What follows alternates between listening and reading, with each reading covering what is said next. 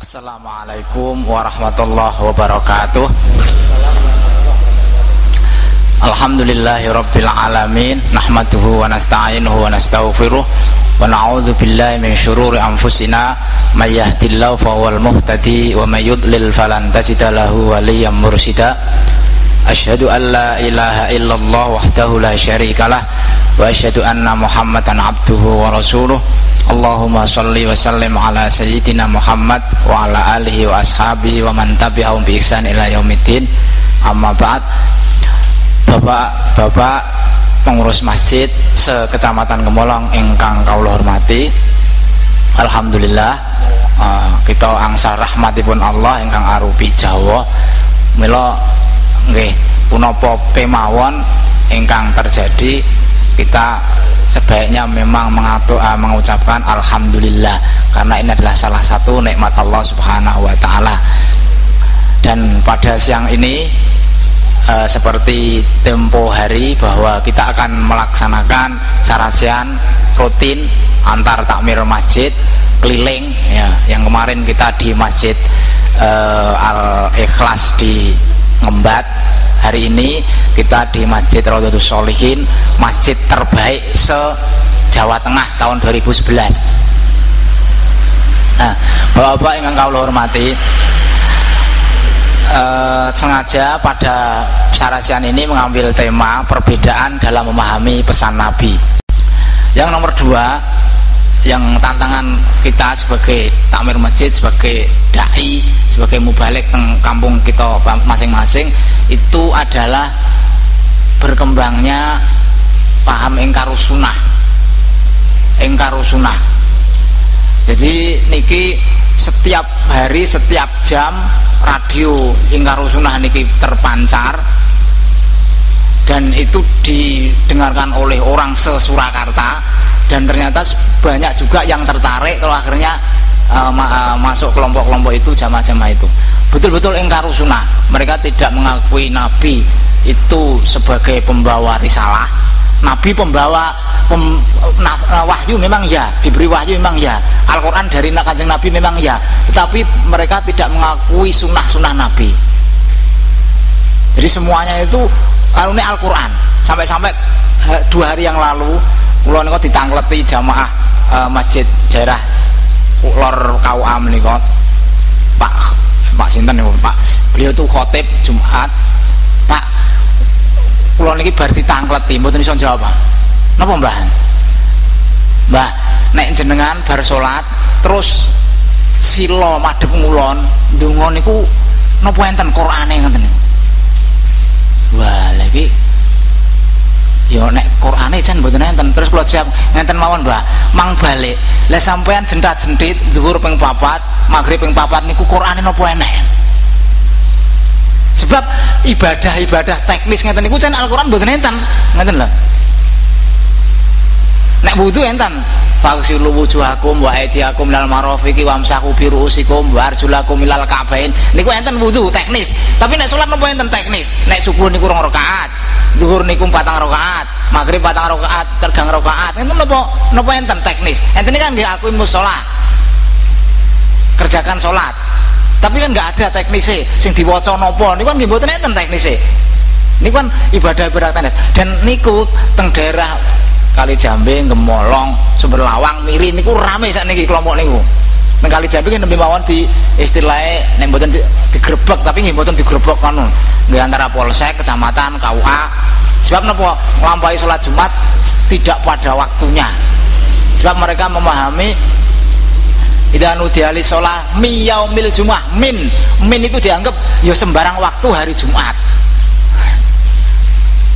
Niki rame teng daerah mriki. Jadi sak jatosipun masyarakatku jane pengen belajar agama, ning delalah kok tertarik sing model-model ngeten niku. Jadi mereka ingkarus sunnah, tidak mengakui Nabi sebagai pembawa risalah. Padahal kedudukan Nabi menurut itu yang pertama, beliau itu sebagai pensyarah Al-Quran, pensyarah al-mubayyin, jadi mubayyin, penjelas Al-Quran. Dan Rasulullah Kanjeng Nabi itu juga sebagai legislator. Legislator itu pembuat hukum. Nah, Terus yang ketiga, Nabi itu juga wajib ditaati. Tengah ayat Al-Quran kathah ngeten niku. Tetapi para tadi ingkar sunnah itu tidak mengakui ini. Maka mereka istilahnya bahkan sampai keluar ngeten niki. Pernyataan analisa Nabi Muhammad itu terhadap Al-Quran belum selesai.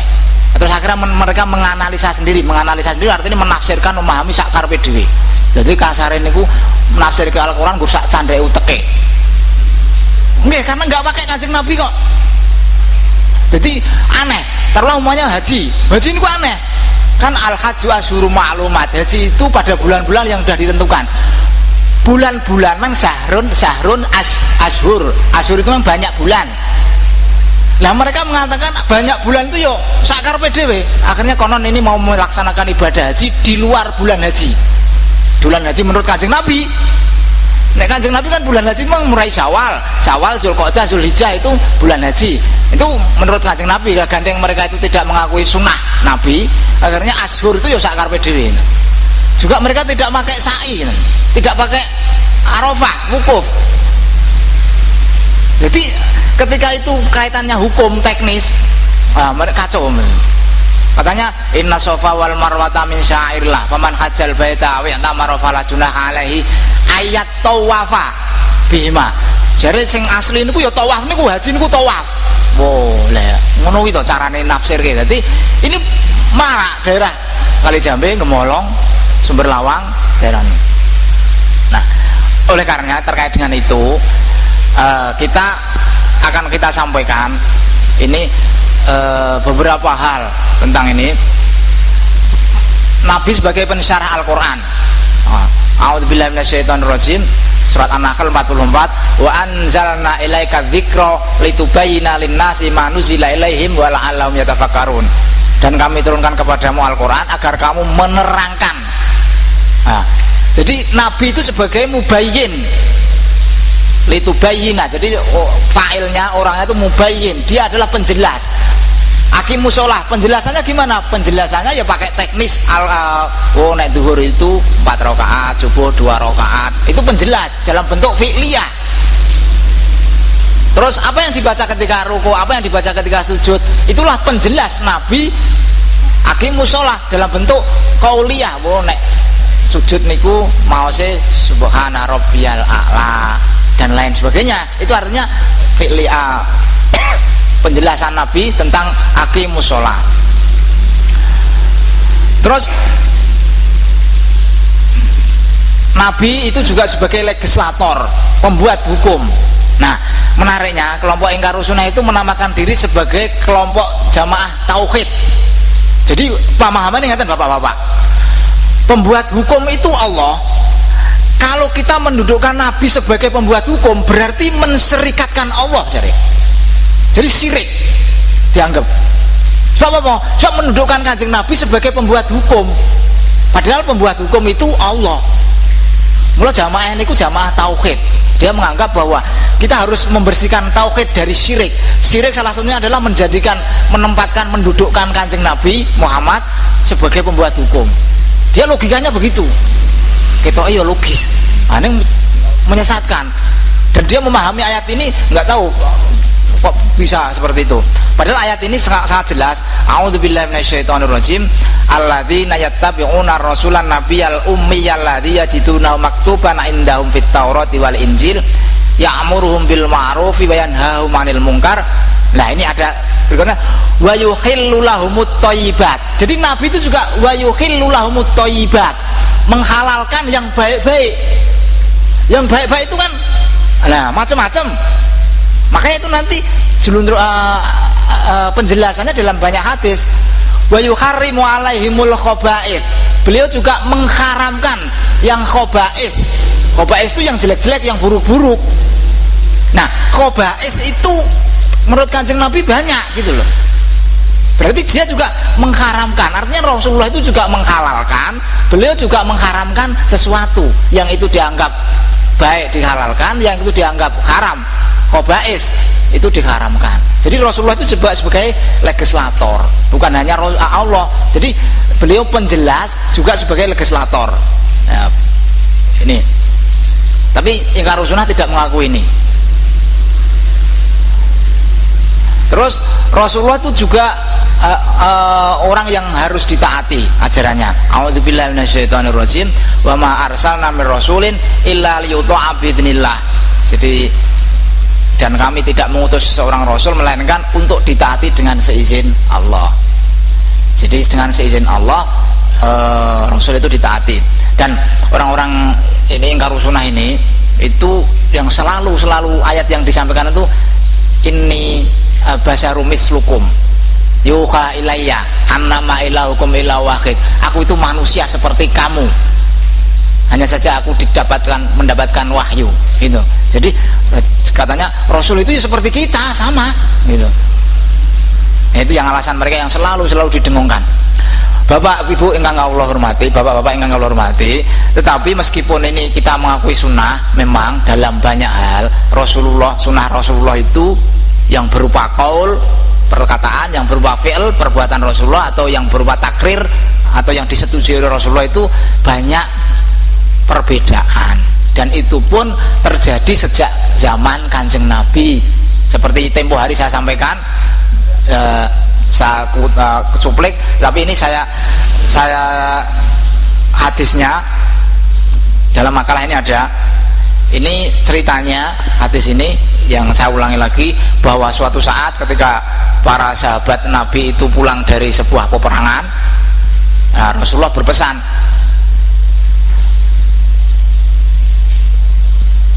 la tusolli hatta na'tiha, la yusolliyanna ahadul asro, la yusolliyanna ahadul asro. Jadi orang belajar bahasa Arab, la yusolliyanna, nunnya itu berarti nun taukid ya, nun taukid sakilah, artinya teman-teman kue ojo pisan sholat asar illa fi Bani Quraidah, sebelum kecuali sampai nanti Anda sampai di kampung Bani Quraidah. Ini pesanannya Kanjeng Nabi.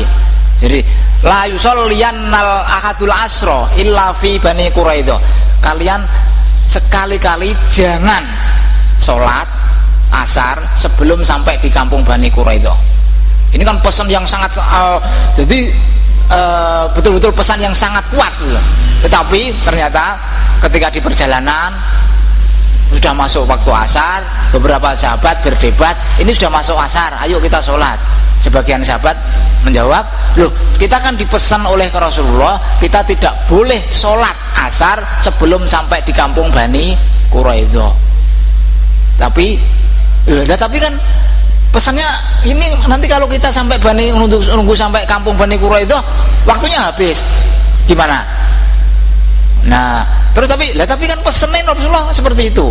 Artinya ada yang memegangi ungele perkataan Rasulullah, ada yang memegangi maknanya, artinya ya ini waktunya nanti habis dan lain sebagainya. Akhirnya sebagian itu sholat di perjalanan sebelum dia belum sampai di kampung Bani Quraidah, tetapi sebagian tetap sholat di kampung Bani Quraidah. Beberapa syarah itu mengatakan bahwa mereka yang sholat di kampung Bani Quraidah itu sholat asar tapi sudah di luar waktu, artinya sudah bar maghrib. Jadi sholat asar tapi bar maghrib. Ketika mereka itu sampai di Madinah mengadukan halnya kepada Rasulullah, falam yu'annif wahidam minhum, ini jelas banget ini ya. Jadi Rasulullah tidak mencela wahidam minhum, salah satu di antara mereka. Artinya baik yang sholat di Bani Quraidah sholat asar tapi waktunya bukan waktu asar, atau sholat di perjalanan artinya tidak taat dengan yang disampaikan oleh Rasulullah, la yu'annif. Jadi Rasulullah tidak mencela di antara mereka. Nah ini artinya apa? Perbedaan Kanjeng tentang memahami pesan Nabi atau hadis Nabi itu bukan hanya kita di hari ini, tetapi sudah terjadi sejak zaman Rasulullah berada. Bahkan mereka bersama-sama Rasulullah. Padahal para sahabat Nabi itu kan generasi terbaik, khairun nas korni, tumal ladzi yalunahum. Jadi sebaik-baik manusia adalah yang hidup zamanku, kemudian generasi setelahnya dan setelahnya. Artinya para sahabat yang terbaik itu pun pernah berbeda pendapat, dan bukan hanya kasus ini, banyak lagi kasus nanti. Nah, ini akan kami sampaikan kenapa terjadi beberapa perbedaan itu. Yang pertama, adanya kalimat mujmal, ringkas, jadi mukhtasar, dan mubayyan, terperinci. Jadi hadis Nabi itu banyak kata-kata yang sifatnya itu ringkas atau mujmal, tapi juga banyak yang terperinci. Kemudian adanya kata mustarok, punya lebih satu arti. Terus adanya ulama yang lebih mendahulukan kias, analogi hukum, daripada hadis yang berkualitas ahad. Terus kemudian yang keempat, adanya hadis yang saling berlawanan. Nah, kami berikan contohnya begini, ini mujmal dan mubayyan. Ada satu hadis begini, karena Rasulullah SAW yajma'u baina sholataini fi safari al-maghrib wal isya wa dhuhri wal asar. Rasulullah itu menjamak sholat ketika safar antara maghrib dan isya, zuhur dan asar. Ini kan safar, tidak ada penjelasan safar seperti apa. Panjenengan sedoyo kan safar yang dalamnya piyambak-piyambak, nggih mboten? Sesuai ungele hadis ini, panjenengan boleh menjamak maghrib dan isya, kan begitu. Kalau mau dipahami ini, anak-anak sekolah atau kita ke kantor boleh menjamak salat, kan kita safar. Kalau ini kan bentuk hadis, bentuk perintah yang mujmal, ya, jadi mujmal. Terus kemudian ada begini, ada hadis lagi, umirtu an uqatilan nas hatta yasyhadu alla ilaha illallah wa anna muhammadar rasulullah wa yuqimus shalah wa yutuz zakah fa idza fa'alu dzalika asamu minni dima'ahum wa amwalahum illa bihaqqil islam wa hisabu 'ala Allah. Ini hadis yang mujmal juga. Aku diperintahkan untuk membunuh manusia hatta yasyhadu alla ilaha illallah, sehingga mereka mengucapkan dua kalimat syahadat. Jadi ini perintah ini kan mujmal. Mestinya berarti kalau ini dipahami secara letterlek, itu kita kemana-mana mestinya harus bawa pedang. Mau tekoi ketemu wong, sampean Islam ora pateni. Sampean pateni. Iya, karena apa? Ini mujmal. Kalimat ini mujmal, global, umum gitu loh. Nah, tentu ada nanti penjelasan para ulama atau penjelasan pada hadis lain yang itu mubayyan, yang lebih terperinci gitu. Ini sebab pertama ini. Jadi ada banyak hadis Nabi, banyak sunnah Nabi, banyak pesan Nabi yang mujmal. Terus kemudian adanya kata-kata yang mustarok. Mustarok itu mempunyai lebih dari satu makna. Umumnya begini, amr, perintah, dapat berarti wajib atau sunnah. Nahyu itu larangan, bisa berarti haram, bisa pula hanya makruh. Contohnya ini, diriwayatkan dari Imam Zuhri, qala akhbaroni Abu Idris annahu sami'a Abu Hurairah an Nabi sallallahu alaihi wasallam qala annahu qala man tawaddo'a falyastanfir. Siapa yang berwudu maka dia maka beristinsarlah. Istinsar itu memasukkan air ke hidung. Ini kan perintah. Kalau Anda wudu, istinsarlah, masukkan air ke hidung. Tetapi ini kan perintah. Tetapi ternyata para ulama berbeda pendapat. Istinsar ini wajib atau hanya sunnah gitu loh. Beberapa ulama mengatakan wajib, ulama yang lain mengatakan hanya sunnah. Nah, ini artinya amr ini menurut kata mustarok, dia mempunyai makna lebih dari satu. Terus kemudian nah Nabi sallallahu alaihi wasallam an kulli dzinabin minas siba. Jadi Rasulullah itu melarang kita memakan. Nah itu melarang loh, melarang. Rasulullah melarang kita untuk makan an kulli dzinabin minas siba. Jadi hewan yang bertaring. Ya.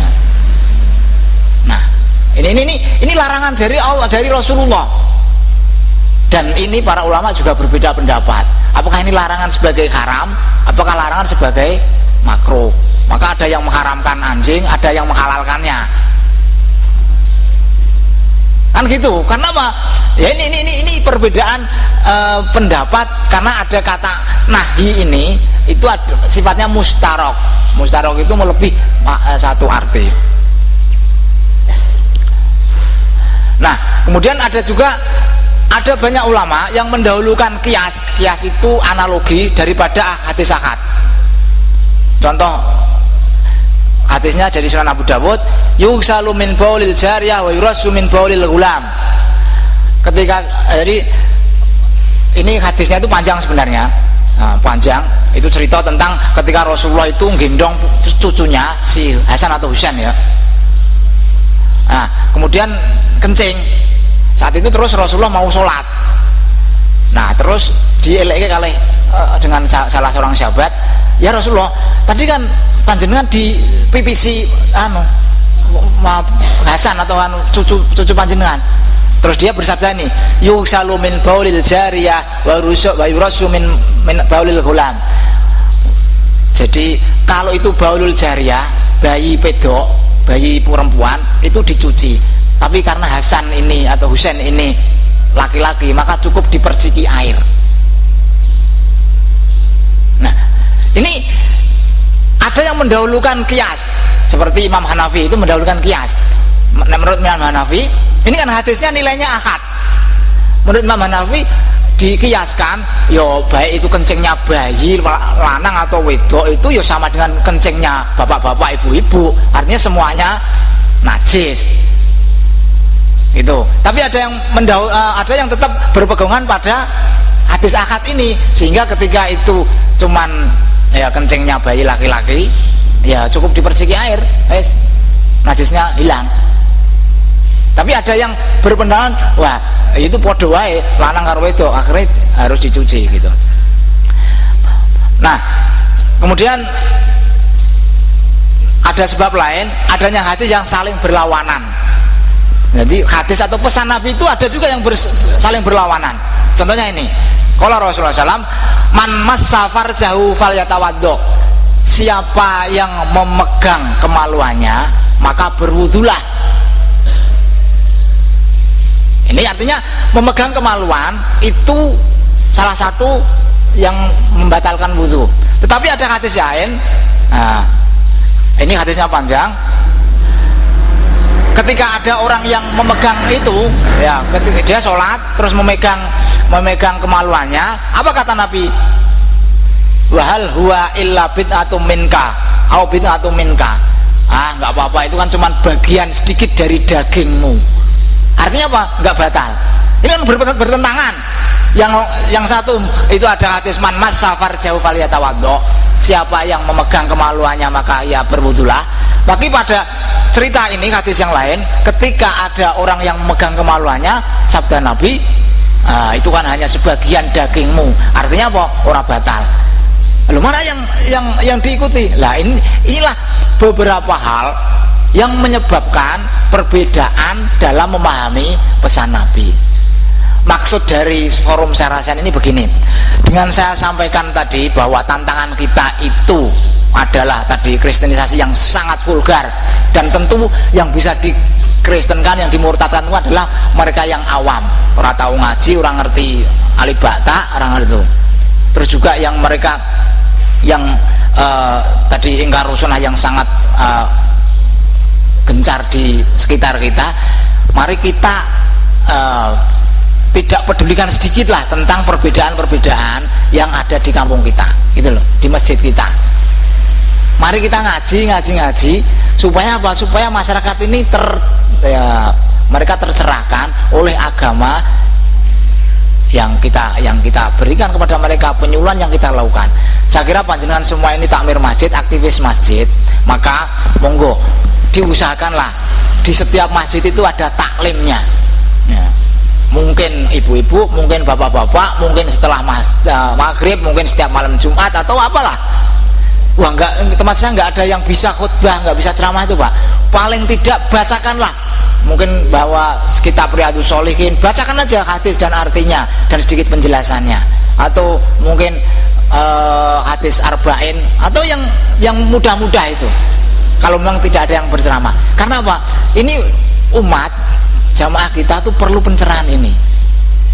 Nah, jadi inilah sebenarnya pesan dari sarasian ini.